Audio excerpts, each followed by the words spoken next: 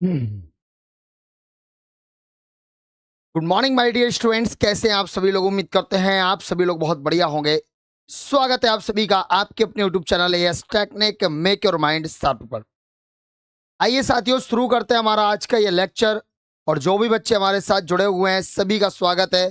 ठीक है, इंडिया के number 1 polytechnic channel as technique पर। तो अब तक की क्लास में एटॉमिक स्ट्रक्चर में हम सभी लोग क्या पढ़ चुके थे, बताइए जरा। हम लोगों ने एटॉमिक स्ट्रक्चर में कंप्लीट कर लिया है electron, proton, neutron, cathode ray, anode रे, बोरबरी और रदरफोर्ड का नियम। ठीक है, रदरफोर्ड का अल्फा स्कैटरिंग मॉडल, थॉमसन का मॉडल, बोरबरी का मॉडल। ठीक है, बोरबरी के अकॉर्डिंग इलेक्ट्रॉन्स को फिल करना। सब सेल्स क्या होते हैं, सब सेल के साइज क्या होती है, शेप क्या होता है, वो हम लोगों ने सीखा। उसके बाद फिर हम लोगों ने सब सेल में इलेक्ट्रॉन को फिल करना, अबाव का प्रिंसिपल सीखा। अबाव प्रिंसिपल के अलावा फिर हम लोगों ने क्वांटम नंबर्स सीखे। क्वांटम नंबर कितने टाइप के होते हैं उसके न्यूमेरिकल सीखे। ठीक है, ये इतने टॉपिक हम लोग जो है अपने वीडियो में क्या कर चुके हैं, कवर कर चुके हैं। हाइजेनबर्ग का लॉ, हाउंड का नियम और पाउलीज लॉ, इतने सारे टॉपिक हम लोग अपनी वीडियो में कवर कर चुके हैं अब तक। और आज की इस वीडियो में मैं आपको ये सभी टॉपिक के जितने भी क्वेश्चन बनने वाले हैं, एक एक नंबर में वो सारे क्वेश्चन जो है मैं आपको यहां पे करवाने वाला हूं। तो सभी लोग बिल्कुल एक एक क्वेश्चन का आंसर हमें कमेंट बॉक्स में दीजिएगा। पहला क्वेश्चन आप सभी के सामने रखता हूं, सभी लोग सेशन को शेयर कर दें। पहला क्वेश्चन कह रहा है, which of the following statement is false. इनमें से कौन सा ऑप्शन गलत है, इनमें से कौन सा ऑप्शन गलत है। हमारे साथ कार्तिक, केशरी, बहुत सारे बच्चे जुड़े हुए हैं, सभी लोग शेयर करें। इनमें से कौन सा ऑप्शन गलत है। परमाणु 3 मूल कणों प्रोटॉन, न्यूट्रॉन, इलेक्ट्रॉन से बना है। The atom is made up of 3 basic particle, proton, neutron and electron. क्या ये सही है। दूसरा ऑप्शन, परमाणु विभाज्य है, मतलब परमाणु को हम और ज्यादा विभाजित कर सकते हैं। तीसरा, किसी एक ही एलिमेंट के परमाणुओं के द्रव्यमान भिन्न भिन्न हो सकते हैं, मतलब एक एटम है और उस एटम के जो एक एलिमेंट है, उस एलिमेंट के जो एटम्स हैं उनका वेट अलग अलग हो सकता है। क्या ये सही है, या इनमें से कोई भी नहीं। इनमें से कौन सा गलत है। तो देखो यार, पहली बात तो गलत हमें नहीं लग रही है ना। पहली बात मुझे गलत नहीं लग रही है, क्योंकि एटम में प्रोटॉन, न्यूट्रॉन, इलेक्ट्रॉन होते हैं, बिल्कुल सही बात है ये। ठीक है, दूसरा भी भैया बिल्कुल सही बात है कि परमाणु विभाज्य होता है, क्योंकि हम उसको इलेक्ट्रॉन, प्रोटॉन, न्यूट्रॉन में विभाजित कर सकते हैं, तो दूसरी बात भी सही है। तीसरी बात बोल रहा है एक तत्व के परमाणु के द्रव्यमान अलग अलग हो सकते हैं, ये बात भी बिल्कुल सही है। क्यों, क्योंकि हमने देखा हुआ है आइसोटोप्स को 1H1, 1H2 और 1H3, ये तीनों हाइड्रोजन के एटम है, लेकिन इनके मास आप चेक कर लो, तीनों के मास क्या है, डिफरेंट है। मतलब ये तीनों के तीन ऑप्शन जो दिए रखे, तीनों के तीन सही है, इनमें से कोई भी गलत नहीं है। ऑप्शन नंबर डी आपका क्या हो जाएगा, बिल्कुल सही जवाब हो जाएगा। ठीक, जल्दी से सेशन को शेयर कर दें। कहाँ है भाई अभी, जल्दी।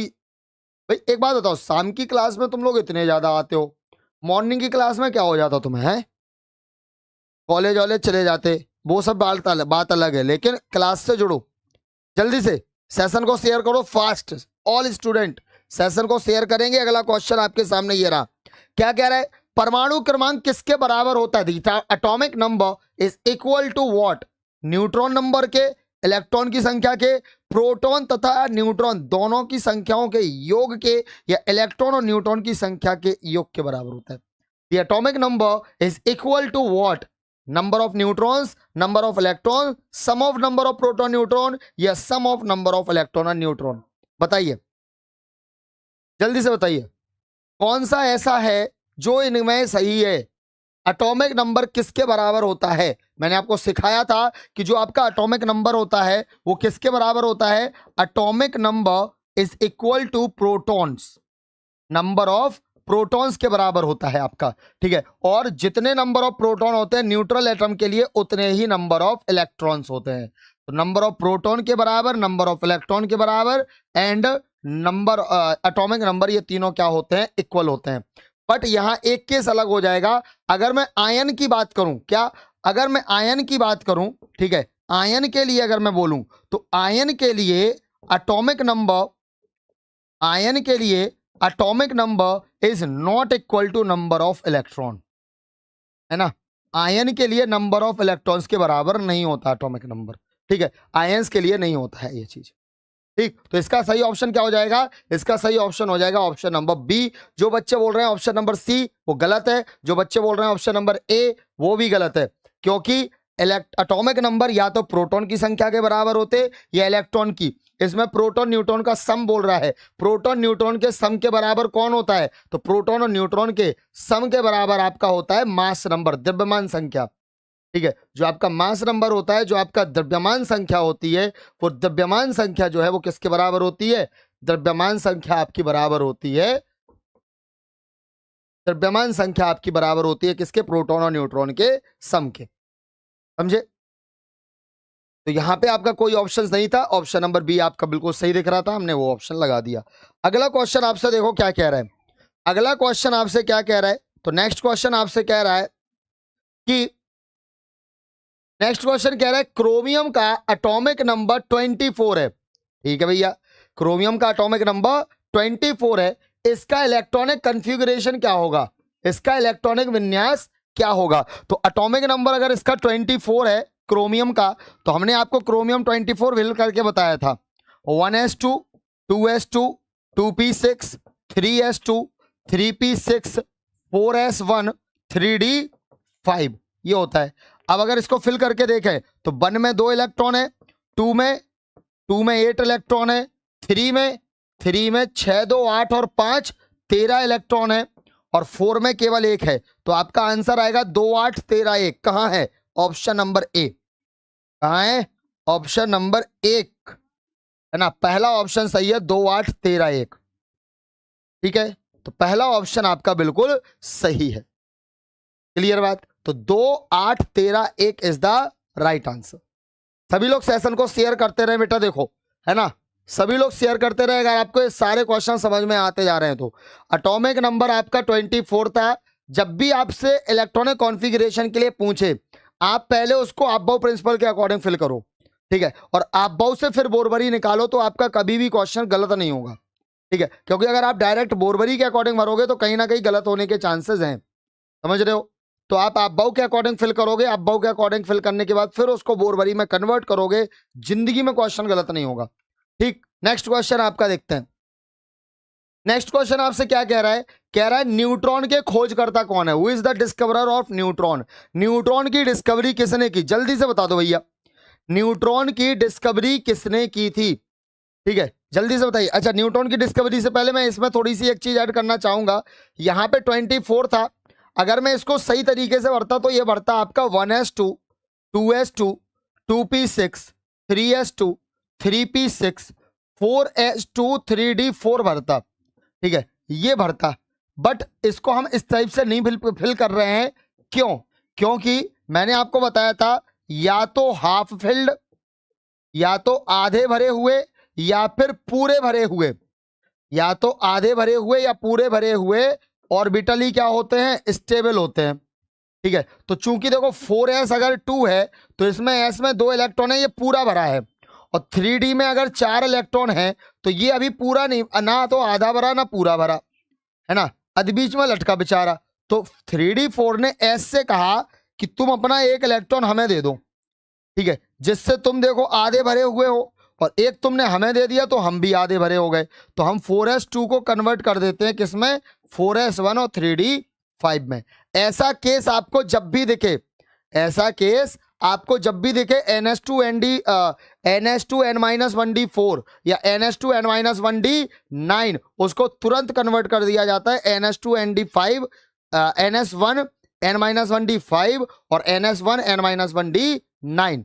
क्या कर दिया जाता है इसको? जब भी आपको ns2 और n-1d4 मिले तो इसको तुरंत कन्वर्ट कर दो ns1 n-1d5 में, या फिर जब आपको ns2 n-1d9 मिले तो इसको तुरंत कन्वर्ट कर दो ns1 n-1d10 में। ठीक है, ये क्रोमियम के केस में मिलेगा तुम्हें, ये कॉपर के केस में मिलेगा, कॉपर 29 और ये क्रोमियम 24 दोनों के केस में मिलेगा। आगे बढ़ते हैं, अगला क्वेश्चन आपके सामने। क्या था क्वेश्चन? क्वेश्चन था कि न्यूट्रॉन की डिस्कवरी किसने की भैया? तो न्यूट्रॉन जो हमारे भाई साहब थे, न्यूट्रॉन की जो डिस्कवरी है ये हमारे एक बहुत ही परम मित्र थे, जेम्स चैडविक। ठीक है, इन्होंने की थी। किसने की थी? जेम्स चैडविक ने। अच्छा, ये पता नहीं क्या लिखा हुआ है, डाला।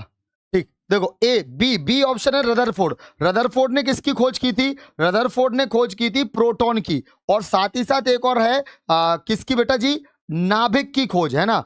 नाभिक की खोज भी किसने की थी? रदरफोर्ड ने की थी। रदरफोर्ड ने ही क्या किया था? अल्फा स्कैटरिंग मॉडल बनाया था, है ना। अल्फा स्कैटरिंग मॉडल भी किसने बनाया था? रदरफोर्ड ने बनाया था। ठीक है, और अगर मैं जे थॉमसन की बात करूं तो जे थॉमसन ने सबसे पहला एटॉमिक मॉडल दिया था।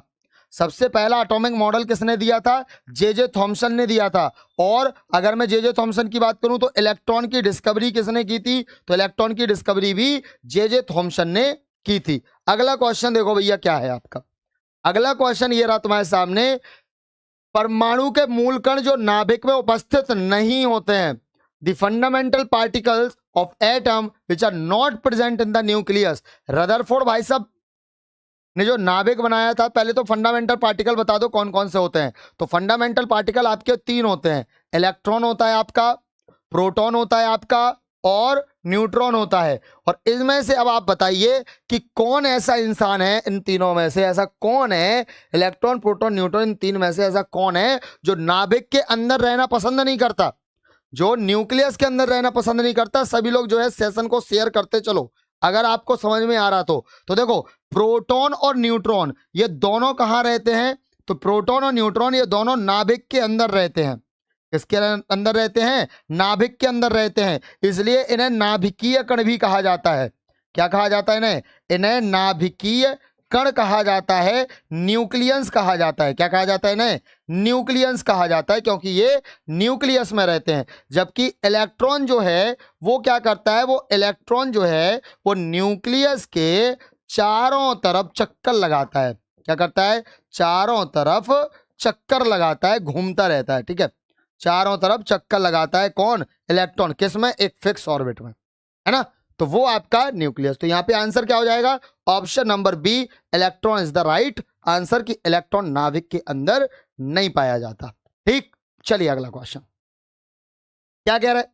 अगला क्वेश्चन कह रहा है इनमें से किस फंडामेंटल पार्टिकल पर निगेटिव चार्ज होता है? भैया तुम्हें ये वाला क्वेश्चन अगर नहीं आ रहा ना तो तुम ये समझ लेना कि तुम्हें कुछ नहीं आ रहा फिर। ठीक है, बताओ जरा किस पर निगेटिव चार्ज होता है? कौन सा फंडामेंटल पार्टिकल है जिस पर निगेटिव चार्ज होता है? कमेंट फास्ट, सभी स्टूडेंट भर भर के कमेंट करो, बताओ जरा आ रहा कि नहीं, है ना। किस पर निगेटिव चार्ज होता है? क्या इलेक्ट्रॉन पर, या प्रोटॉन पर, या न्यूट्रॉन पर, या फिर इनमें से कोई नहीं? प्रोटीन नहीं है, ये प्रोटॉन है। ठीक है, प्रोटॉन पर, न्यूट्रॉन पर, या फिर इनमें से किसी पर नहीं। तो भैया ये जो ए ऑप्शन बैठा हुआ है ना अपना प्यारा सा इलेक्ट्रॉन, है ना, ये इलेक्ट्रॉन आपका कैसा होता है? निगेटिवली चार्ज पार्टिकल होता है। कैसा होता है? निगेटिवली चार्ज पार्टिकल होता है। और इस पे कितना चार्ज होता है बताओ जरा, इस पे कितना चार्ज होता है? तो इस पे चार्ज होता है -1.6 इंटू 10⁻⁻19 कूलाम। ठीक है, ये इस पे क्या होता है? ये इस पे चार्ज होता है। और अगर मैं बात करूं इसके द्रव्यमान की, तो इसका जो मास होता है वो कितना होता है बताओ जरा। एक इलेक्ट्रॉन का मास कितना होता है द्रव्यमान? तो वो होता है 9.1 इंटू 10⁻31 किलोग्राम। डन ना? अच्छा, वहीं अगर मैं प्रोटॉन की बात करूं तो प्रोटॉन आपका कैसा होता है? पॉजिटिवली चार्ज पार्टिकल होता है। और न्यूट्रॉन कैसा होता है? न्यूट्रॉन आपका न्यूट्रल होता है, नो चार्ज। न्यूट्रॉन न्यूट्रल है, इस पे कोई भी चार्ज नहीं है। ठीक, समझ में आया क्या? बहुत शानदार। अगला क्वेश्चन देखो जरा क्या कर रहा है।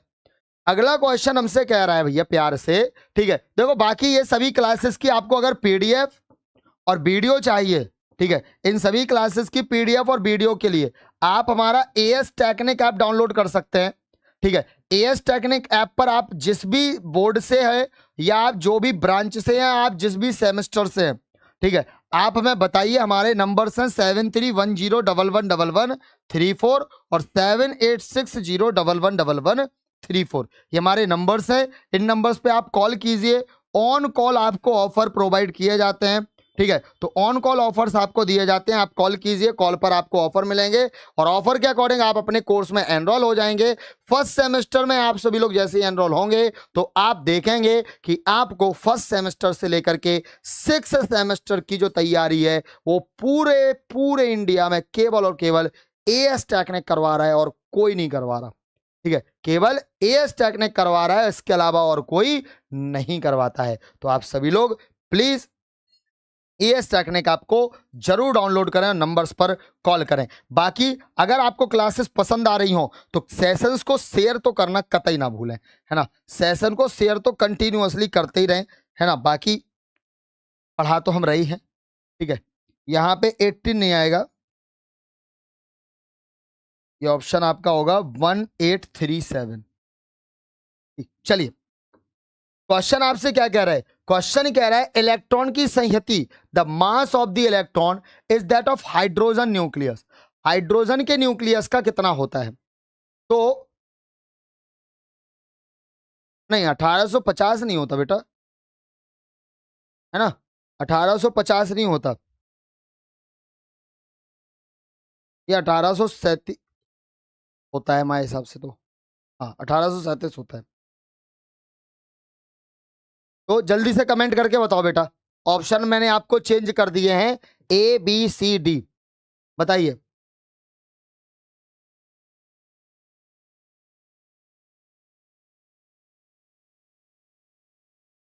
बताइए।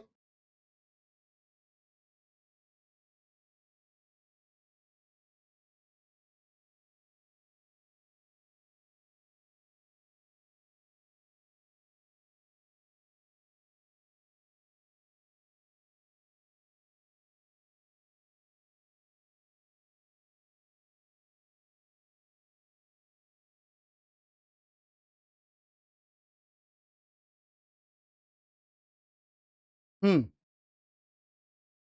अच्छा, मैंने लिखा नहीं था, इस वजह से आपने दे दिया था वो ऑप्शन। अभी ऑप्शन चेंज हो गया आपका, सबका ऑप्शन चेंज हो गया, बहुत बढ़िया भैया। क्या ऑप्शन हो जाएगा? Option number B, 1837 is the right answer. ठीक है, क्या हो जाएगा?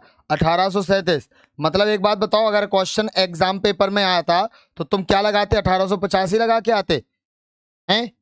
एक और ऑप्शन रहता है ई ऑप्शन, ई का मतलब होता है ऑप्शन सारे गलत हैं, ठीक है। ऑप्शन सारे गलत है, तो यहाँ पे ऑप्शन कौन सा सही हो जाएगा? बी ऑप्शन सही हो जाएगा, ठीक है। क्या हो जाएगा? B option. आपको ध्यान रखना है बेटा, क्या कि इलेक्ट्रॉन का जो मास होता है वो हाइड्रोजन एटम जो आपका है, उस हाइड्रोजन एटम के मास का 1/1837 होता है, ठीक है। इलेक्ट्रॉन का मास हाइड्रोजन एटम के मास का 1/1837 होता है। और अगर क्लास पसंद आ रही तो देखो यार, देख रहे हो तुम लोग इतने ज्यादा लोग है और लाइक नहीं कर रहे यार, सभी लोग लाइक करो। चलो अगला क्वेश्चन देखो क्या कह रहा। न्यूट्रॉन पर कितना चार्ज होता है? What is the charge on neutron? Neutron पे कितना चार्ज होता है? निगेटिव चार्ज, पॉजिटिव चार्ज, कोई चार्ज नहीं, इनमें से कोई नहीं, ठीक है। उदासीन मतलब होता है आपका न्यूट्रल। मैं कंप्यूटर महोदय ने उदासीन को लिख दिया मूडी। हाँ, तो बताओ जरा न्यूट्रॉन पर कौन सा चार्ज होता है? तो न्यूट्रॉन पर होता है ऑप्शन नंबर सी, उदासीन होता है, ये न्यूट्रल होता है, कोई चार्ज नहीं होता है इस पे, ठीक है। क्या होता है? इस पर कोई चार्ज नहीं होगा। आकाश कह रहा है पॉजिटिव चार्ज होता। भैया न्यूट्रॉन की बात हो रही, हाँ। आकाश शर्मा जी कहां से बोल रहे हैं आप? हैं? पॉजिटिव। विशाल भी देखो पॉजिटिव बोल रहा है, न्यूट्रॉन है बेटा, प्रोटॉन नहीं है। न्यूट्रॉन पे कोई चार्ज नहीं होता। शशांक बोल रहे हैं सर निगेटिव, बहुत बढ़िया। ऐसे ही करो तरक्की तुम लोग, है ना। तुम लोग ऐसे ही तरक्की करो। न्यूट्रल चार्ज होता है। क्या होता है? Neutral charge is the right answer. चलिए, बाकी सभी बच्चों का सही है, ये 2-3 बच्चों ने गलत दिया था, सही कर लो। अगला क्वेश्चन देखो। अगला क्वेश्चन आपसे कह रहा है परमाणु की प्रथम कक्षा में मैक्सिमम कितने इलेक्ट्रॉन हो सकते हैं? What is the maximum number of electron that can be found in the first orbit of an atom? Atom का जो फर्स्ट ऑर्बिट होता है उसमें मैक्सिमम कितने इलेक्ट्रॉन होते हैं? बताइए जरा। जैसे अगर ये आपका न्यूक्लियस है, ठीक है, तो न्यूक्लियस के, अगर ये आपका न्यूक्लियस है तो न्यूक्लियस के चारों तरफ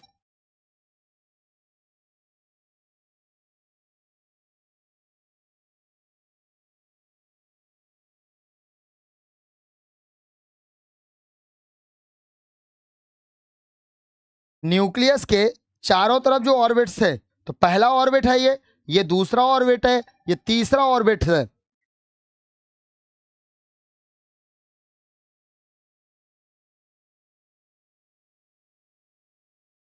तो इसमें जो आपका पहला ऑर्बिट होता है, इसमें मैक्सिमम कितने इलेक्ट्रॉन्स होते हैं? 2। और इसके ऑर्बिट के इलेक्ट्रॉन निकाले किससे जाते? 2n स्क्वायर से। किससे निकाले जाते हैं? 2n स्क्वायर से। जहां n आपका पहली ऑर्बिट है ना, तो 2 इंटू 1 का स्क्वायर कितना हो जाएगा? तो ये हो जाएगा 2 इंटू 1 का स्क्वायर 1 बराबर आपका 2। तो इसमें क्या हो जाएगा? Option number B is the right answer. दूसरे ऑर्बिट में कितने होते? 8। तीसरे में कितने होते? 18। और चौथे में कितने होते हैं? चौथे में होते हैं आपके 32। तो 2, 8, 18, 32 ये आपको सीक्वेंस याद रखना है। ठीक है, तो option number B is the right answer. Next question आपके सामने क्या कह रहा है? नेक्स्ट क्वेश्चन कह रहा है मॉलिक्यूल के लिए इनमें से कौन सही है? तो मॉलिक्यूल फ्री स्टेट में मिलता है। मॉलिक्यूल जो होता है उसमें एटम का रेशियो फिक्स होता है। मॉलिक्यूल की जो एटॉमिक स्ट्रक्चर होता है वो परमाणु की व्यवस्था को प्रदर्शित करता है, या इनमें से सभी? बताइए कौन सा ऑप्शन सही है? देखो, फ्री स्टेट में मिलता है मॉलिक्यूल, सही है। मॉलिक्यूल फ्री स्टेट में पाया जाता है, बिल्कुल सही है। अगर मैं कहूं परमाणु का अनुपात इसमें फिक्स होता है, तो ये भी बिल्कुल सही है ना? ये भी क्या है आपका? बिल्कुल सही है, परमाणु का अनुपात फिक्स होता है। क्यों? क्योंकि अगर मैं आपसे कहूं O3, तो O3 में 3 ऑक्सीजन होंगे, फिक्स है, इससे ज्यादा नहीं हो सकते। ऑक्सीजन के मॉलिक्यूल में 2 होते, उससे ज्यादा नहीं हो सकते, है ना? तो इनमें पहला बी ऑप्शन भी सही है। इनकी जो मॉलिक्यूलर स्ट्रक्चर होता है वो एटम का अरेंजमेंट दिखाता है, ये भी सही है ना? जैसे NH3 मॉलिक्यूल है आपका, तो NH3 मॉलिक्यूल बता रहा है ना कि नाइट्रोजन के साथ जो हाइड्रोजन मॉलिक्यूल्स हैं वो किस टाइप से जुड़े हैं। तो ये है इनका जो मॉलिक्यूलर स्ट्रक्चर होता है वो क्या बताता है? वो भैया एटम की अरेंजमेंट दिखाता है, ये भी सही है। मतलब हमारे ये चारों के चार ऑप्शन सही है। तो हमारा सही ऑप्शन क्या हो जाएगा? ऑप्शन नंबर डी, इनमें से सभी सही है। ठीक है, ऑप्शन नंबर डी क्या हो जाएगा आपका? बिल्कुल सही जवाब हो जाएगा। ठीक है, अगला क्वेश्चन देखो जरा क्या कह रहा। कह रहा है कि एटम का जो पूरा का पूरा वेट होता है वो कहां पर कॉन्सेंट्रेट होता है, कहां पे सेंटर्ड होता है? ठीक है, ये किसने बताया था? और बस जल्दी से, 2 क्वेश्चन है आपसे। पहला क्वेश्चन आपसे यह है कि एटम का जो पूरा मास होता है वो कहां सिचुएट होता है, और दूसरा है कि ये बात कही किसने थी? ठीक है, ये कही किसने थी और ये बात सही कौन सी है? एटम का जो पूरा वेट होता है बेटा, एटम का जो पूरा मास होता है, एटम का जो पूरा द्रव्यमान होता है वो किस पर निर्भर करता है, किस पर केंद्रित होता है? तो ये केंद्रित होता है, बिल्कुल सही जवाब आया है, ये केंद्रित होता है भैया जी नाभिक पर। किस पर केंद्रित होता है? नाभिक पर। और ये बात सबसे पहले किसने कही थी ये भी बता दो जरा। ये बात सबसे पहले किसने कही थी? देखो आदर्श बोल रहे हैं भैया रदरफोर्ड ने कही थी ये बात सबसे पहले। किसने कही थी ये बात? ये बात सबसे पहले रदरफोर्ड ने कही थी, बिल्कुल सही जवाब। ठीक है, कि पूरे के पूरे एटम का जो मास होता है वो न्यूक्लियस पर सेंटर्ड होता है। क्यों? क्योंकि नाभिक का, क्योंकि न्यूक्लियस जो आपका होता है, न्यूक्लियस जो आपका होता है, नाभिक जो आपका होता है, नाभिक का मोस्ट ऑफ द पार्ट कैसा होता है? Most of the part, most of the part कैसा होता है? जल्दी से बताओ। ठीक है, नाभिक का मोस्ट ऑफ द पार्ट कैसा होता है? जल्दी से कमेंट। नाभिक का मोस्ट ऑफ द पार्ट कैसा होता है? जी हाँ, बहुत बढ़िया। और शेयर करते चलो सभी लोग। देखो यार, तुमसे मैं कह रहा हूं कि तुम अगर जितना शेयर करोगे क्लासेस आपको उतनी बेहतरीन से बेहतरीन मिलती जाएंगी। और सारे सब्जेक्ट की क्लासेस आपकी चल रही है, ना केवल केमिस्ट्री की, ना केवल मैथ की, इसके अलावा आपकी कम्युनिकेशन स्किल की भी क्लासेस चल रही हैं। ठीक है, इसके अलावा आपकी कंस्ट्रक्शन मटेरियल की क्लास भी चल रही है ना? किसके लिए कंस्ट्रक्शन मटेरियल? सिविल वालों के लिए कंस्ट्रक्शन मटेरियल की क्लास चल रही है शाम को 4 बजे। ड्राइंग की क्लासेस चल रही हैं 4:15 बजे से, और कम्युनिकेशन स्किल आपकी चल रही है 5:30 बजे से। मैथ चल रही है 6:30 बजे से। 7:30 बजे से एक और केमिस्ट्री अंजलि मैम द्वारा, और 8:15 पर अप्लाइड फिजिक्स की क्लास चल रही है आशीष सर द्वारा, जो मंडे से चलाई जाएगी।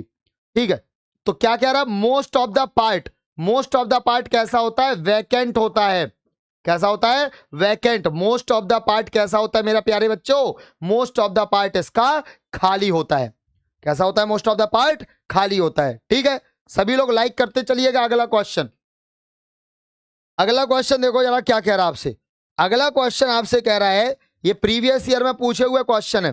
क्वेश्चन क्या कह रहा है अगला? अगला कह रहा है भैया परमाणु के नाभिक की खोज किसने की थी? लो भैया, न्यूक्लियस की खोज किसने की? तो जल्दी से बताते चलो। गोल्डस्टीन ने किसकी खोज की थी? रदरफोर्ड ने किसकी खोज की थी? थॉमसन ने किसकी खोज की थी? और चैडविक ने किसकी खोज की थी? तो गोल्डस्टीन जो थे इन्होंने खोज की थी एनोड रेस की। किसकी की थी इन्होंने एनोड रेस की खोज की थी। और एनोड रेस में पॉजिटिव पार्टिकल होते हैं, यह भी सबसे पहले किसने बताया था? यह भी सबसे पहले बताया था गोल्डस्टीन ने। एनोड रेज होती हैं और एनोड रे में पॉजिटिव पार्टिकल होते हैं, ये सबसे पहले गोल्डस्टीन ने बताया था। उसके बाद अगर मैं बात करूं रदरफोर्ड भाई साहब की, तो रदरफोर्ड भाई साहब ने अल्फा स्कैटरिंग मॉडल किया था। क्या किया था? अल्फा स्कैटरिंग मॉडल किया था, जिससे इन्होंने न्यूक्लियस की खोज की थी। अल्फा स्कैटरिंग मॉडल जो आपका था, जल्दी से बताओ, अल्फा स्कैटरिंग मॉडल जो आपका था, सभी लोग कमेंट में लिखिएगा। अल्फा स्कैटरिंग मॉडल में इन्होंने कौन से मेटल की फाइल यूज की थी? कौन से मेटल की फाइल यूज की गई थी अल्फा स्कैटरिंग में? जब तक थॉमसन की बात कर ले रहे, तो थॉमसन जो भाई साहब थे, इन्होंने इलेक्ट्रॉन की डिस्कवरी की थी। किसकी? इलेक्ट्रॉन की खोज की थी। और चैडविक जो भाई साहब थे हमारे, चैडविक भाई साहब ने हमारे न्यूट्रॉन की खोज की थी। किसकी खोज की थी? न्यूट्रॉन की खोज की थी। इलेक्ट्रॉन सबसे पहले कहां देखे गए थे? तो इलेक्ट्रॉन सबसे पहले देखे गए थे आपके कैथोड रेज में। किसमें? कैथोड रेज में। तो अब जल्दी से हमें कमेंट में यह भी बताओ कि कैथोड रेज की डिस्कवरी किसने की थी? ठीक है, जल्दी से कमेंट बॉक्स में लिख दो कि कैथोड रेज की डिस्कवरी किसने की थी और अल्फा स्कैटरिंग मॉडल के लिए कौन सी फाइल यूज की गई थी। तो देखो भैया जी, बता दिया सब बच्चों ने कि इसके लिए भैया जी सोने की पन्नी यूज की गई थी। जो सोने की पॉलीथीन यूज की गई थी, जो गोल्ड फाइल यूज की गई थी, उस गोल्ड फाइल का व्यास कितना था? जल्दी से बताओ। या व्यास को बोल सकते हैं हम यहाँ पे मोटाई, है ना? उस गोल्ड फाइल की मोटाई कितनी थी? जल्दी से बता दो, गोल्ड फाइल की मोटाई कितनी थी?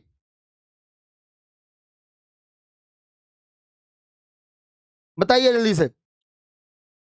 गोल्ड फाइल जो थी उसकी मोटाई कितनी थी? तो गोल्ड फाइल की जो मोटाई थी वो थी 0.4 सेंटीमीटर। तो 0.00004 सेंटीमीटर बिल्कुल सही जवाब है। कैथोड रे की डिस्कवरी किसने की थी? तो कैथोड रेस की डिस्कवरी विलियम क्रुक्स ने की थी। किसने? विलियम क्रुक्स ने। और जो टेस्ट ट्यूब यूज किया गया था ना बेटा, परखनली, जो वो टेस्ट ट्यूब नहीं, सॉरी, जो आपका वैक्यूम ट्यूब यूज किया गया था, उसकी भी डिस्कवरी किसने की थी? उसकी भी डिस्कवरी विलियम क्रुक्स ने की थी। ठीक, चलिए अगला क्वेश्चन। अगला क्वेश्चन तुम्हारे सामने ये है। क्या कह रहा? 92U238। क्या कह रहा है ये कह रहा है आपसे 92 यूरेनियम 238 में, ठीक, में न्यूट्रॉन की संख्या कितनी होगी? जल्दी से बताओ, इसमें न्यूट्रॉन की संख्या कितनी होगी? बताइए। What is the number of neutron in 92U238? बताओ बताओ, इसका आंसर बताओ। जो तुमने जहीं बताया तो। अच्छा, थोड़ी सी मतलब नॉलेज के लिए एक क्वेश्चन पूछ ले। तुम्हारी नॉलेज के लिए एक क्वेश्चन पूछ ले रहे। बताओ जरा, रेडियो एक्टिविटी की खोज किसने की थी? पढ़ा हो अगर कभी तो। रेडियो एक्टिविटी मतलब जो आपकी रेडियो एक्टिविटी होती है, रेडियो एक्टिविटी की जो डिस्कवरी है वो किसने की थी? बताओ जरा। और 92U238 में न्यूट्रॉन की संख्या कितनी है? तो मैंने बोला था जो मास नंबर होता है उसमें से एटॉमिक नंबर माइनस कर दो, इसमें से इसको माइनस कर दो। 8 में से 2 गया 6, 23 में से 9 गए 14, 146 न्यूट्रॉन्स आ जाएंगे। कितने? 146 न्यूट्रॉन्स आ जाएंगे। है क्या ऑप्शन? जेरा, ऑप्शन नंबर सी बिल्कुल सही जवाब। ठीक है, तो यहां मैंने क्वेश्चन जो पूछा था, रेडियो एक्टिविटी की खोज किसने की थी, किसी ने आंसर नहीं दिया इसका। है आनंद स्टार, आंसर दो बेटा। तुम्हारे कंधों पे बहुत जल्दी लग जाए 3-3 स्टार, ऐसी हम भगवान से दुआ करते हैं। ठीक, आंसर दे दो अब जल्दी से इसका। जल्दी से इस क्वेश्चन का आंसर दिया जाए। रेडियो एक्टिविटी की खोज किसने की थी? रदरफोर्ड है तेरी। रेडियो एक्टिविटी की खोज की थी हेनरी बैकरल ने। किसने की थी? हेनरी बैकुरल ने इसकी खोज की थी, रेडियो एक्टिवता की। इसीलिए हमने ये क्वेश्चन क्यों पूछा, क्योंकि ये क्वेश्चन तुम्हारे एटॉमिक स्ट्रक्चर से भी रिलेट करेगा। किससे?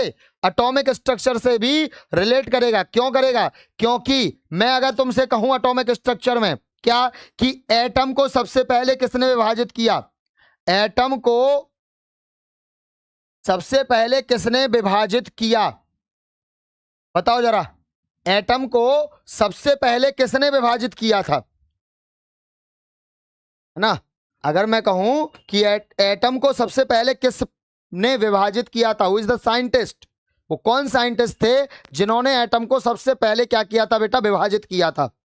ठीक है, जो आपके कौन थे, डाल्टन भाई साहब थे। डाल्टन ने अपनी एटॉमिक थ्योरी में बोला था कि एटम एक अविभाज्य कण होता है, एटम को हम और ज्यादा विभाजित नहीं कर सकते। तो एटम को विभाजित करने का काम सबसे पहले किस व्यक्ति ने किया था? तो ये भी आंसर तुम्हारा किसका हो जाएगा, ये भी आंसर तुम्हारा हो जाएगा, ये भी आंसर तुम्हारा हो जाएगा हेनरी बैकुरल ने। ठीक है, सबसे पहले हेनरी बैकुरल ने एटम को और ज्यादा विभाजित किया था। ठीक है, सबसे पहले एटम को और ज्यादा विभाजित किसने किया था बेटा, सबसे पहले एटम को और ज्यादा विभाजित किया था हमारे ये जो परम मित्र थे, नाम था इनका हेनरी बैकुरल। ठीक, इनने किया था सबसे पहले, डाल्टन ने नहीं किया था। डाल्टन ने तो ये बोला था कि एटम डिवाइड होता ही नहीं है, एटम अविभाज्य कण है, उसे हम और ज्यादा विभाजित कर ही नहीं पाते हैं, ऐसा बोला था डाल्टन ने, समझे? ये डाल्टन ने बोला था। देखो, चीजों को सीखो, बेहतरीन बेहतरीन चीजें मिलेंगी तुम्हें। ठीक है, यहाँ पे अगर आप पढ़ रहे हो तो बेहतरीन चीजों को लेकर के पढ़ोगे, सारी चीजें आपको बताई जाएंगी। आप एक एक क्वेश्चन, अभी ये ना केवल पॉलिटेक्निक के लिए, बल्कि अब आप अगर कभी भी कोई कंपटीशन एग्जाम भी दोगे ना, तब तक भी तुम्हें ये सारी चीजें याद रहने वाली हैं। ठीक है, आइए अगले क्वेश्चन पे मूव कर जाते हैं। अगला क्वेश्चन तुम्हारा ये है, क्या बोल रहा, कार्बन डाइऑक्साइड के मॉलिक्यूल में टोटल इलेक्ट्रॉन कितने होंगे, बताइए जरा। कार्बन डाइऑक्साइड CO2 में टोटल कितने इलेक्ट्रॉन होंगे, टोटल इलेक्ट्रॉन कितने होंगे? तो भैया कार्बन में कितने इलेक्ट्रॉन होते हैं बताओ, टोटल इलेक्ट्रॉन पूछ रहा है, तो कार्बन में कितने इलेक्ट्रॉन होते हैं, 6। ठीक है, और ऑक्सीजन में कितने इलेक्ट्रॉन होते हैं, 8, और 2 ऑक्सीजन है, तो 8 दूनी 16 और 6 कार्बन के मिला के कितने इलेक्ट्रॉन हो गए, 22। Option number B is the सही आंसर। ठीक, option number B is the सही आंसर। क्लियर? हाँ,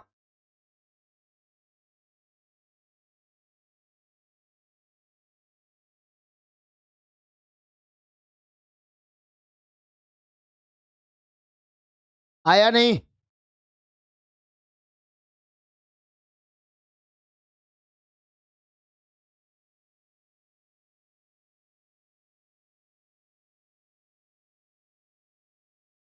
बताइए जल्दी से।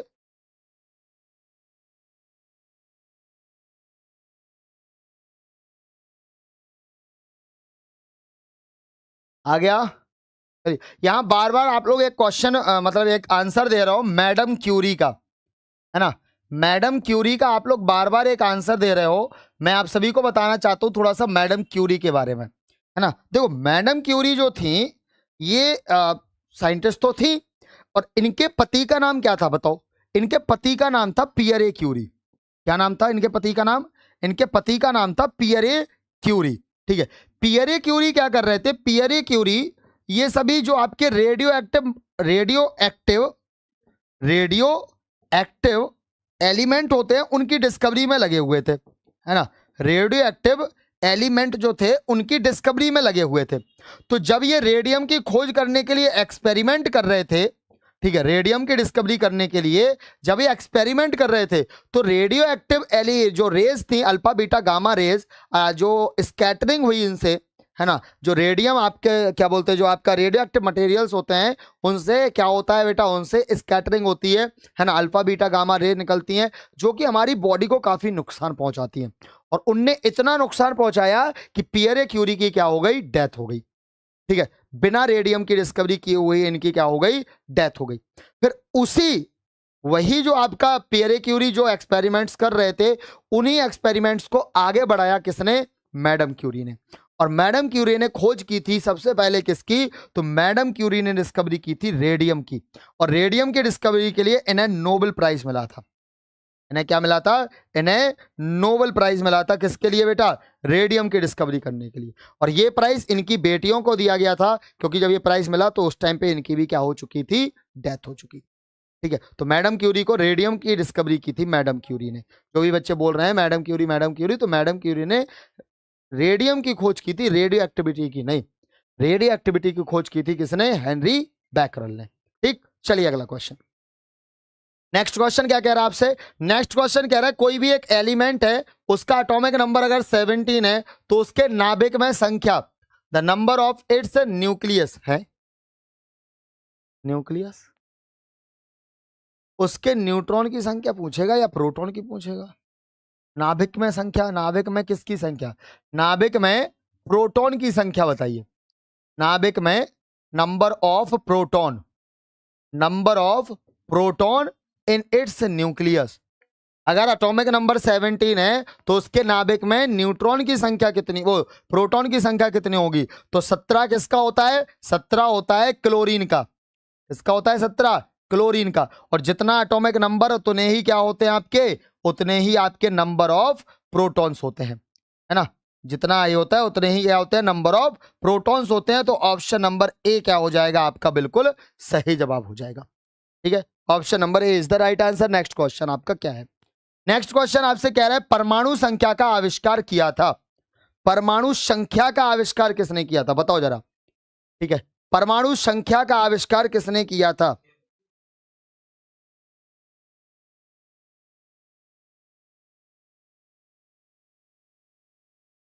परमाणु संख्या का आविष्कार किसने किया था? बताइए जल्दी से, इनमें से कौन सा ऑप्शन सही है? किसने परमाणु संख्या का आविष्कार किया था? रदरफोर्ड ने, गोल्डस्टीन ने, चैडविक ने कि मोजले ने? परमाणु संख्या का आविष्कार, बहुत सही आंसर आ रहा है। सभी बच्चों ने आंसर सही दिया बिल्कुल। ठीक है, कि परमाणु संख्या का जो आविष्कार है वो किया था मोजले ने। किसने? मोजले ने किया था परमाणु संख्या का आविष्कार। ऑप्शन नंबर बी बिल्कुल सही है।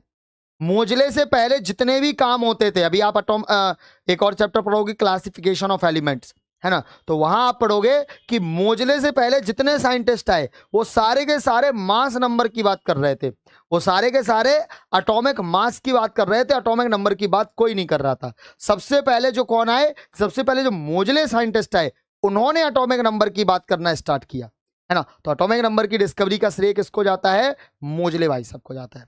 ठीक है, सही है आंसर। तो मोजले इज द राइट आंसर, बिल्कुल सही। ठीक है, अच्छा एक बात बताओ, पहले जैसे मैं कहूं कि कार्बन का सिंबल, है ना, कार्बन का सिंबल सी होता है, ये पद्धति, ये सिंबल, सिंबल की जो पद्धति थी, है ना, ये सिंबल की जो पद्धति थी कौन लेकर के आया था? बताओ। किसी भी एलिमेंट का जो सिंबल है वो उसका पहला लेटर होगा। ये पद्धति किसकी थी? किसने ये पद्धति अप्लाई की थी? बताइए। किसी भी एटम एलिमेंट का जो सिंबल है वो उसका पहला लेटर होगा। ये पद्धति कौन लाया था? क्योंकि इससे पहले ये सब नहीं था, इससे पहले ये सब नहीं होता था। अगर मैं तुमसे कहूं कि कार्बन का सिंबल क्या था, तो कार्बन का सिंपल सिंबल था ये आपका सर्कल, और सर्कल के अंदर आपका क्या? ब्लैक गोला, है ना। सर्कल और सर्कल के अंदर ऐसे ब्लैक भरा था, मतलब ये कार्बन है, ऐसे बोला जाता था पहले। लेकिन फिर कार्बन को सी बोला गया, है ना, कार्बन का सिंबल सी रखा गया। तो ये सिंबॉलिक रिप्रेजेंटेशन, ये एलिमेंट की सिंबॉलिक रिप्रेजेंटेशन को किसने इंट्रोड्यूस किया था? बताइए कमेंट में, किसने इंट्रोड्यूस किया था इसकी सिंबॉलिक रिप्रेजेंटेशन? तो एलिमेंट की सिंबॉलिक रिप्रेजेंटेशन जो थी ये वर्जिलियस लेकर के आए थे। कौन लेकर के आए थे? वर्जिलियस। नहीं पता है तो आप लोगों के लिए देखो यार, मैं तो चाह रहा हूं कि मैं आपको जितना मुझे आता मैं सब दे दूं, इसलिए मैं हर और एक्स्ट्रा क्वेश्चन भी दे रहा हूं आपको। ठीक है, कि सिंबॉलिक रिप्रेजेंटेशन कौन लेकर के आए थे? हमारे वर्जिलियस भाई साहब लेकर के आए थे। ठीक है, और ये संख्या तुम्हारी जो जुड़ रही है, इस संख्या को 2 अक्टूबर तक की तो छुट्टी है, 2 अक्टूबर के बाद आपके कॉलेजेस स्टार्ट हो रहे हैं, ठीक है। तो 2 अक्टूबर के बाद जो कॉलेज स्टार्ट हो रहे हैं, इस संख्या को तुम भाई साहब बम्पर तरीके से बढ़ा देना। बस हम अगर तुम्हारा ये दिलों तक मैं पहुंचाऊं, तुम्हारे दिमाग में अगर हमारी एक भी बात पहुंच रही हो, तो बस तुमसे हम बस यही कहेंगे कि तुम इस संख्या को बढ़ाते रहना। जो लाइव में बच्चे जुड़े हुए हैं, ये लाइव की संख्या को तुम बढ़ाते रहना, फिर तुम्हें देखो तुम क्या क्या चीजें मिलेंगी, है ना, क्या क्या चीजें मिलेंगी। बस हमसे तुमसे बस यही रिक्वेस्ट है हमारी, और हमारी कोई रिक्वेस्ट नहीं है, बस यही है कि हम अपना काम बखूबी कर रहे हैं आपसे, मैं अपना काम इससे भी बेहतर करके दिखाऊंगा तुम्हें, और भी बेहतरीन बेहतरीन चीजें दूंगा। लेकिन तुम्हें क्या करना है, तुम्हें इस संख्या को यहां रुकने नहीं देना है। इस संख्या को इतना बढ़ाओ कि हर एक मोबाइल में एएस टेक्निक की वीडियो चलने लगे, समझे। ये तुम्हारा काम है, क्योंकि हमारी स्ट्रेंथ हम नहीं है, हमारी स्ट्रेंथ मैं कहता हूं मेरे बच्चे हैं, मेरी स्ट्रेंथ मेरे स्टूडेंट्स हैं जो हमसे पढ़ रहे हैं। अगर तुम हमारी स्ट्रेंथ हो तो यूं हमें कमजोर मत होने देना, बस हम तुमसे इतना कहेंगे। अगला क्वेश्चन आपका देखो क्या कह रहा। सल्फर का एटॉमिक नंबर 16 है और एटॉमिक वेट जो है वो 32 है। इलेक्ट्रॉन, प्रोटॉन और न्यूट्रॉन कितने होंगे, या इलेक्ट्रॉन प्रोटॉन कितने होंगे। तो देखो यार, जो एटॉमिक नंबर होता है वही इलेक्ट्रॉन होते हैं, जो एटॉमिक नंबर होता है वही इलेक्ट्रॉन होते हैं, वही प्रोटॉन होते हैं। तो प्रोटॉन आपके कितने होंगे, प्रोटॉन आपके 16 होंगे, इलेक्ट्रॉन भी कितने होंगे, 16 होंगे। तो यहाँ पे 16 ऑप्शन है क्या, option number A is the right answer. 16 is the right answer. अगला क्वेश्चन क्या कह रहा है, अगला क्वेश्चन कह रहा है कोई भी एक एलिमेंट है, उसकी संयोजकता अगर 2 है तो उसका एटॉमिक नंबर कितना होगा। संयोजकता क्या होती है पहले तो ये बताओ। संयोजकता आपकी होती है number of electron present in last orbit, present in last orbit, अंतिम कोश में उपस्थित इलेक्ट्रॉन की संख्या, अंतिम कोश में उपस्थित इलेक्ट्रॉन की संख्या ही क्या कहलाती है, हमारी संयोजकता। तो अब वो कह रहा है संयोजकता कितनी है, 2 है। तो इनमें से किसकी संयोजकता 2 है, इसमें से किसकी संयोजकता 2 है। तो देखो 12 को हम कैसे भरेंगे, 2,8 10 हो गए और कॉमा 2। 14 को कैसे भरेंगे, 2,8,4। 16 को कैसे भरेंगे, 2,8,6। 18 को कैसे भरेंगे, 2,8,8। तो लास्ट ऑर्बिट में 2 इलेक्ट्रॉन किसके हैं, इसके हैं। तो हमारा ऑप्शन कौन सा सही हो जाएगा, ऑप्शन हमारा ए बिल्कुल सही हो जाएगा। ठीक है, option number A is the right answer. Done. Next question क्या कह रहा, नेक्स्ट क्वेश्चन कह रहा है अगर एलिमेंट का एटॉमिक नंबर 19 है तो उसके बाहरी कोश में कितने इलेक्ट्रॉन पाए जाएंगे। अगर इलेक्ट्रॉन का 19 है तो 19 कैसे भरेंगे, 2,8,8,1। पोटेशियम 19 कैसे भरेंगे आप, 2,8,8,1। तो लास्ट ऑर्बिट में कितने इलेक्ट्रॉन है, एक ऑर्बिट इलेक्ट्रॉन है। ऑप्शन नंबर ए आपका क्या हो जाएगा, सही हो जाएगा। ठीक है, ऑप्शन नंबर ए बिल्कुल सही आंसर। भाई 2-3 बच्चों के ही आंसर आ रहे हैं, बाकी सब क्या कर रहे हैं फिर हैं, बाकी सभी बच्चे आंसर क्यों नहीं दे रहे हैं। सभी स्टूडेंट बिल्कुल आंसर देते रहे, देखो तब तो पता चले कि तुम्हें कितना आता है। आंसर सब स्टूडेंट्स के आने चाहिए। अगला क्वेश्चन देखो जरा, अगला क्वेश्चन कह रहा है लास्ट ऑर्बिट में मैक्सिमम कितने इलेक्ट्रॉन हो सकते हैं, बताओ जरा। लास्ट ऑर्बिट में मैक्सिमम कितने इलेक्ट्रॉन हो सकते हैं, बताओ जरा। ये किसने बोला था, और ये बताया था नील्स बोर ने। किसने, नील्स बोर ने बताया था कि लास्ट ऑर्बिट में मैक्सिमम कितने इलेक्ट्रॉन हो सकते हैं। लास्ट ऑर्बिट में मैक्सिमम 8 इलेक्ट्रॉन हो सकते हैं। 8 से ज्यादा इलेक्ट्रॉन लास्ट ऑर्बिट में कभी भी नहीं हो सकते। किसने बताया था, ये बताया था हमारे नील बोर ने। अगला क्वेश्चन देखो, अगला क्वेश्चन आपसे क्या कह रहा है। तो नेक्स्ट क्वेश्चन आपसे कह रहा है मैग्नीज 25 जो है उसका इलेक्ट्रॉनिक कॉन्फ़िगरेशन कितना होगा। तो मैग्नीज 25 को फिल करना है, तो भरो जरा। 1s2 2s2 2p6 3s2 3p6 4s2 3d5। देखो 1 में कितने इलेक्ट्रॉन है, 2। 2 में कितने इलेक्ट्रॉन है, 6 और 2 8। 3 में कितने इलेक्ट्रॉन्स है, 6 2 8 और 5 13। और 4 में कितने इलेक्ट्रॉन है, केवल 2। तो इलेक्ट्रॉनिक कॉन्फ़िगरेशन कितना हो गया? 2 8 13 2 कहां है? Option number C. ठीक है, 2 8 13 2 इज द राइट आंसर। ठीक है, आया 2 8 13 2, 25 बनने थे तो 2 8 13 2 इसका क्या हो जाएगा? बिल्कुल सही जवाब हो जाएगा। नेक्स्ट क्वेश्चन, नेक्स्ट क्वेश्चन देखते हैं।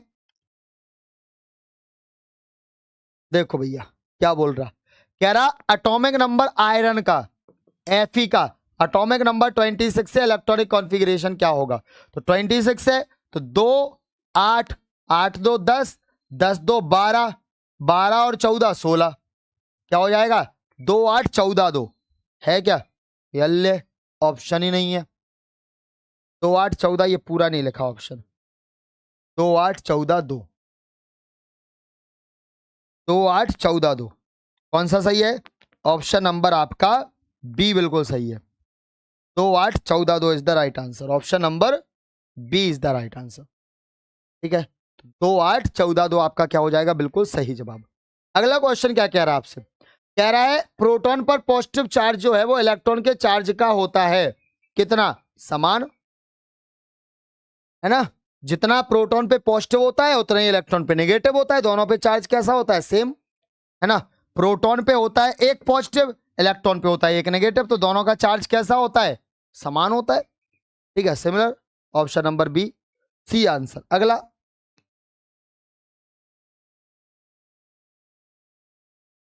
ये ऑप्शन सारे गलत हैं। यहां क्वेश्चन देखो, समान द्रव्यमान वाले दो एलिमेंट है एक्स और वाई, इनके एटॉमिक नंबर, अबे यार क्वेश्चन पूरा नहीं लिखा ये, है ना? atomic number of two element xy having the same mass are 22, x has 22 element। नहीं, ये क्वेश्चन अधूरा है बेटा, है ना? ये क्वेश्चन क्या है? अधूरा है, इसको हटा देते हैं। क्लियर? चलो, तो इसके आगे जो न्यूमेरिकल्स हैं, अब जो बचे हुए हैं अभी क्वेश्चंस, क्योंकि आप लोगों को कॉलेज वगैरह भी निकलना होगा। ठीक है, तो ये जो क्वेश्चन आपके बचे हुए हैं 4-5 क्वेश्चन है, चलो कर लो यार, 4-5 ही है ना? जल्दी कर लेते हैं। ठीक, चलो अगला क्वेश्चन क्या रहा है? इनमें से कौन सा सिद्धांत यह बताता है किसी कक्षा में मैक्सिमम इलेक्ट्रॉन कितने आ सकते हैं? बताओ, इनमें से कौन सा रूल ऐसा है जो आपको यह बता रहा है, इनमें से कौन सा रूल ऐसा है जो आपको बता रहा है कि किसी कक्षक में, मतलब किसी ऑर्बिटल में, किसी ऑर्बिटल में मैक्सिमम कितने इलेक्ट्रॉन्स आ सकते हैं? ठीक है, मैक्सिमम कितने इलेक्ट्रॉन आ सकते हैं ये कौन बताता है? इलेक्ट्रॉन कैसे भरे जा सकते हैं, ये सब कौन सा रूल बताता है? अबाव प्रिंसिपल बताता है, पाउली बताता है, हुंड बताता है, कि हाइजेनबर्ग बताता है? तो ये रूल बताता है ऑर्बिटल में इलेक्ट्रॉन्स को फिल करने के संबंध में किसने नियम दिया था? हुंड ने दिया था। हुंड ने कहा था कि पहले इलेक्ट्रॉन क्लॉकवाइज भरो, फिर इलेक्ट्रॉन एंटी क्लॉकवाइज भरो, एक में दो से ज्यादा इलेक्ट्रॉन नहीं आ सकते। ठीक, ये बताया था किसने? हुंड ने। अगला, अगर कोई एलिमेंट का मास 19 है और उसके दूसरी कक्षा में 7 इलेक्ट्रॉन है तो प्रोटॉन की संख्या कितनी होगी? ठीक है, एटॉमिक वेट कितना है? एटॉमिक मास कितना है? एटॉमिक मास इसका 19 है और इसकी दूसरी कक्षा में 7 इलेक्ट्रॉन है, मतलब पहली तो पूरी भरी होगी तभी तो दूसरे में इलेक्ट्रॉन पहुंचे। दूसरी कक्षा में 7 इलेक्ट्रॉन होने का मतलब है कि इसकी पहली कक्षा पूरी भरी हुई है, तब तो दूसरी में 7 पहुंचे। तो इसमें टोटल इलेक्ट्रॉन कितने हो गए? इसमें टोटल इलेक्ट्रॉन जो हो गए वो 1 2 और 7 बाहर के टोटल 9 इलेक्ट्रॉन्स हो गए। 9 इलेक्ट्रॉन इसमें हो गए, और जितने इलेक्ट्रॉन होते हैं उतने ही इसमें क्या होते हैं? उतने ही इसमें प्रोटॉन होते हैं। तो प्रोटॉन की संख्या कितनी हो जाएगी? 9। ऑप्शन नंबर बी आया। ठीक, चलिए बढ़िया आंसर, सोनू कुमार का आंसर बिल्कुल सही। अगला क्वेश्चन, प्रोटॉन है क्या है? भारी हाइड्रोजन का नाभिक, एक मूलभूत कण, धनावेशित कण, या सभी? देखो, भारी का तो नहीं है ना, भारी हाइड्रोजन का नहीं है, हैवी हाइड्रोजन नहीं है। ठीक है, पहला ऑप्शन तो गलत है। एक फंडामेंटल पार्टिकल है, बिल्कुल सही है। पॉजिटिवली चार्ज पार्टिकल है, ये भी बिल्कुल सही है। ठीक है, यहां भारी वर्ड जो है वो गलत लिखा है, यहां भारी वर्ड गलत लिखा है। इसमें आएगा हाइड्रोजन न्यूक्लियस है, हाइड्रोजन का ये न्यूक्लियस होता है, बिल्कुल सही है ऑप्शन। मतलब हमारे चारों ऑप्शन आपके सही हैं। Option number D is the right answer. ठीक है जय बहादुर यादव? ठीक है, कौन सा ऑप्शन सही होगा बेटा? ऑप्शन नंबर डी सही होगा। हाइड्रोजन का न्यूक्लियस भी प्रोटॉन कहलाता है। अगर मैं कहूं प्रोटॉन क्या है, तो प्रोटॉन है 1H1। प्रोटॉन क्या है? 1H1। क्यों? क्योंकि इसमें न्यूट्रॉन है ही नहीं, देखो एक ही प्रोटॉन तो है। ठीक है, तो हाइड्रोजन जो आपका प्रोटॉन जो होता है वो आपका हाइड्रोजन का न्यूक्लियस ही प्रोटॉन कहलाता है, ये भी सही है। प्रोटॉन एक फंडामेंटल पार्टिकल भी है, ये भी सही है। और प्रोटॉन जो आपका है वो पॉजिटिवली चार्ज पार्टिकल है, ये भी सही है। तो हमारे तीनों ऑप्शन सही है। अगला क्वेश्चन देखो क्या कह रहा। अगला कह रहा है एक एलिमेंट में दो आइसोटोप है, उनमें से कौन सी चीज समान होती है या कौन सी चीज भिन्न होती है? देखो अगर आइसोटोप है तो आइसोटोप में जो एटॉमिक नंबर होता है, जो एटॉमिक नंबर होता है मतलब जो आपकी परमाणु संख्या होती है, तो परमाणु संख्या कैसी होती है बेटा? परमाणु संख्या आपकी समान होती है। परमाणु संख्या समान होती है। कौन सा गुण भिन्न होता है? अपोजिट, गलत। अलग क्या होता है? तो अलग इसमें होता है बेटा मास नंबर। क्या? Mass number. मतलब जो आपकी द्रव्यमान संख्या होती है वो आपकी क्या होती है? अलग होती है। द्रव्यमान संख्या कहां है? देखो परमाणु संख्या भैया नहीं होती, इलेक्ट्रॉन की संख्या समान होती है, द्रव्यमान संख्या इनकी अलग होती है। ठीक है, इनकी द्रव्यमान संख्या क्या होती है? अलग। कौन सा हो जाएगा? Option number C is the right answer. अगला क्वेश्चन देखो, न्यूट्रॉन की खोज किसने की? ये तो मतलब क्वेश्चन ही क्या है।